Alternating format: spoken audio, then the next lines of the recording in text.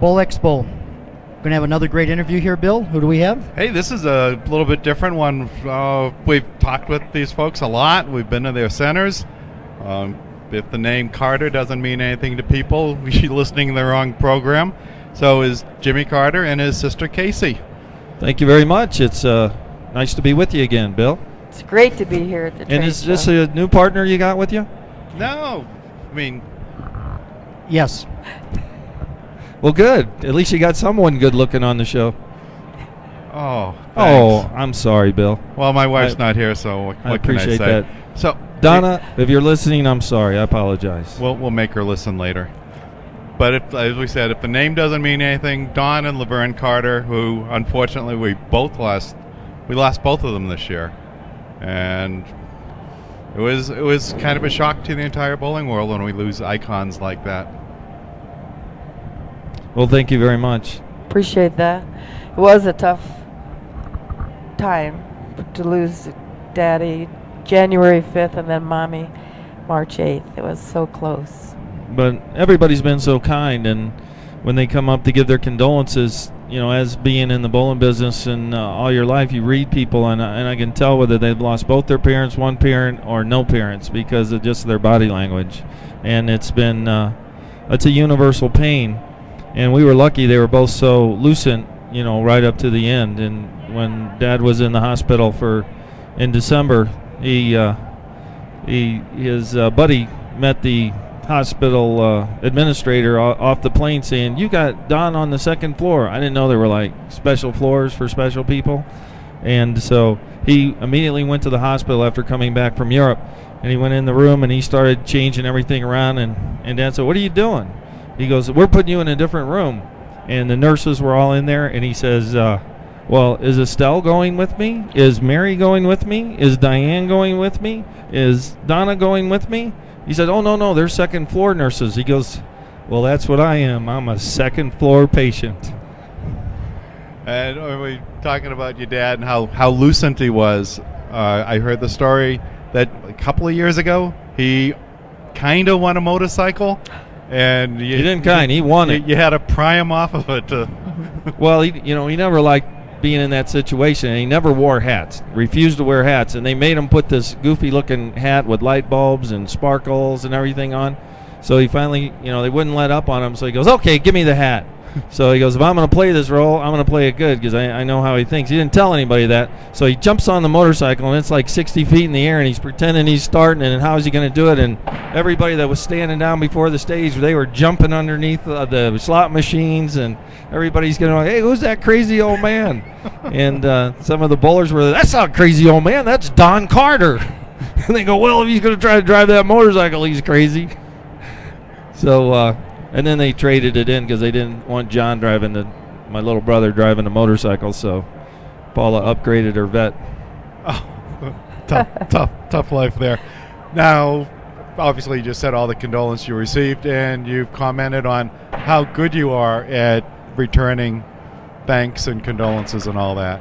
Like, you're caught up from high school Caycee's yet? wonderful, and I do my best. She does a great job. I still owe people thank you letters from high school and my first communion. So anybody waiting for one from me, don't hold your breath. Tell us a little bit about the Don Carter World of Bowling. Well, we started Don Carter World of Bowling after we had our first PBA tournament in 15 years last year, and then we lost Dad, and my staff wanted to keep it going. So I thank my son Tommy, who's basically runs the bowling center now. Well, not basically, he does, and allows me time to do consulting work. And we consult for Disney and IBM and Google, and we had our ad in Bowler's Journal for 3 months, and then we had to take it out because we just had so much work to do. And it's been very fulfilling. I thought we were going to teach them the bowling business. They're teaching me the bowling business. And they know everybody in the bowling business. They know about you guys. They know the senior staff of Brunswick, AMF, Kegel, the distribution lines. I mean, they know everything about our sport.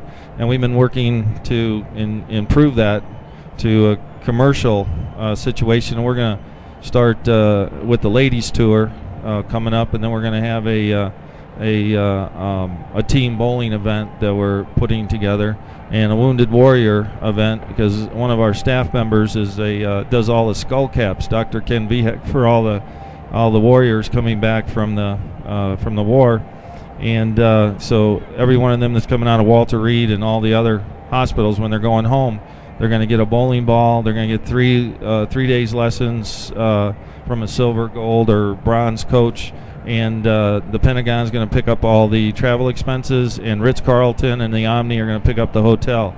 So we're going to, and Mike Nitre, the Olympian Coach of the Year for all sports 2 years ago, has designed wheelchairs for all the ailments. And he's an able-bodied guy. And they're just very impressed that an able-bodied guy would do that. And I'm really impressed that, as a junior bowler with his attitude, that he does anything at all. But, you always learn. And we love Mike and always have. And what he's doing is going to lift the whole sport. Now, you kind of slid by one little comment, ladies tour, and I'm sure a lot of the ladies, their ears perked up when you said that. Well, I think the players now just don't, they can't believe that it's going to happen. So I'm from Missouri too. I understand that thought. So show me. And, they're telling me show me. And so we're going to show them. Another big thing you have is a bowling ball, or a number of bowling balls, and a number more coming out. Tell us a little bit about those. Yeah, we've got 2 bowling balls, and they've been very successful. We've led a whole bunch of squads, and of course all the top players are tied up with the major companies. So we've got that second run, and winning or leading qualifiers and days of qualifying is very exciting for us. And Larry Lichstein designed the ball, and we're very happy with the results. And our newest ball will be a Wounded Warrior ball, which will be a spare ball that we're going to try to sell to all the pro shops with the funds going to the Wounded Warrior project. Now, Caycee, your mic's getting a little dusty over there. We've let Jim do all the talking about his dad. How about you doing a little talking about your mother? Well, we miss her terribly, but one of the special reasons we did want to be here this year is she was selected for the Trailblazers Coaches Hall of Fame. She didn't even know about such an existence of that Hall of Fame. She's already been elected to the Missouri Hall of Fame, Nevada Hall of Fame, Arizona Hall of Fame, California Hall of Fame, and of course the WIBC Hall of Fame, and she would have been extra specially proud. In the Blonde Bombshell Hall of Fame. Right. She would have been so proud to be considered a trailblazing coach. She loved the sport of bowling. She loved working with people, and she couldn't have been happier when they were bowling and she was able to help them. Jim, let's talk a little bit about the senior tour that you have going at your center. Well, it's a fun event. All the seniors are my age, and they've been they still get that adrenaline rush for trying to make the cut. You're out there grinding for the cut, and then once you make the cut, you're out there grinding for the trophy, and that adrenaline doesn't change whether you're a junior bowler or you're bowling your first pot game, or you're just somebody tells you how bad a bowler you are, and you just tell them to get their wallet out and put your shoes on. We'll see how bad I am. And that that's the fun part of the sport. And we had Dick Weber's son there this year, Earl Anthony's son this year, and the players are great, and it was just a fun event. A lot of great support from the local area businesses, right? Yeah, the businesses, the city manager, Mike, and Connor and Ken, and all of Winter Garden, Florida, really participated. Yeah, because every restaurant we went to in the area is, oh, you with Carter's Family Bowl? Oh, you guys bowl? And like everybody knows you. Everybody knows your name, I guess. Yeah, it's funny that somebody in the bowling industry would actually know what marketing is. Oh, we'll have to edit out some of that silence there. Well, I don't want to backtrack or anything, but I did want to mention that when my mom found out that there was no ladies tour after all these gals were winning full boat scholarships for bowling, and then they graduate and they have nowhere to bowl unless they're Kelly Kulick, who can make it on the men's tour. But she was devastated, and she really did encourage Jimmy to do what he can do to try to get a women's bowling tour together. It would have meant everything to her. Okay, so we talk about Dawn Laverne.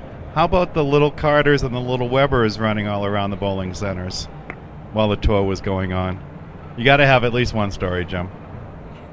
Well, I have identical twin granddaughters, and then they have a little sister that's 1 year. They were all born in April, 1 year apart, and they pretty much dominate the scene when they're around. And we're bringing them out, and we're having fun and showing them the bowlers, and they were really impressed with how they threw the ball, because they kept screaming, "Ball! Ball!" So, of course, my wife Nancy, Grandma hustled them back into the quilt shop. The first go round, and this year she wanted to take 8 lanes away for the quilt shop, so we had to move her out. And so it was the kids were a little older and a little more well behaved, but they're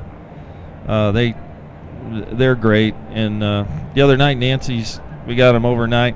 Nancy's setting up my nighttime medications, and little Samantha runs in the room, and she says, "What are you doing, Grandma?" And she's like, "Oh no, these are bad. These are terribly bad. Don't ever touch these.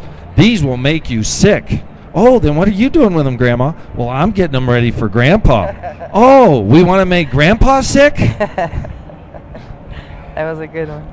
How about a website and location of your business, and also the ball company? We're at the DCWB, Don Carter World of Bowling, and then or Carter Family Bowl, where you can link up, and or if you ever want to see Let's Go Bowling or view the Phantom, you can go there too and click on. So those are our links, and we're working hard on that, and we're on the Facebook and the Twitter. So we're like social media. The kids are taking care of that. I'm trying to learn that Facebook. I mean, I'm dedicating like a half hour a day of my life, but I'm too old for that stuff. As long as you have young ones taking care of it for you, you don't have to worry about it. That's right. Well, we appreciate you both coming on, and thanks a lot, and good luck, and we'll be talking to you, and we'll be seeing a lot with you, and I know we'll be working a lot with you. Yeah, the only thing about that social media stuff, my 10-year-old grandson Carter and granddaughter Sloan, they just don't think Grandpa's too sharp, with that stuff, because they know it upside down and backwards. Well, for the future commissioner of bowling, you better get sharp. No, it's over. They're going to get what they got. There's nothing going to change now. Thank you so much for having us. Thanks a lot. We'll be talking to you. Bye-bye. Bill, Ken, thank you. All right.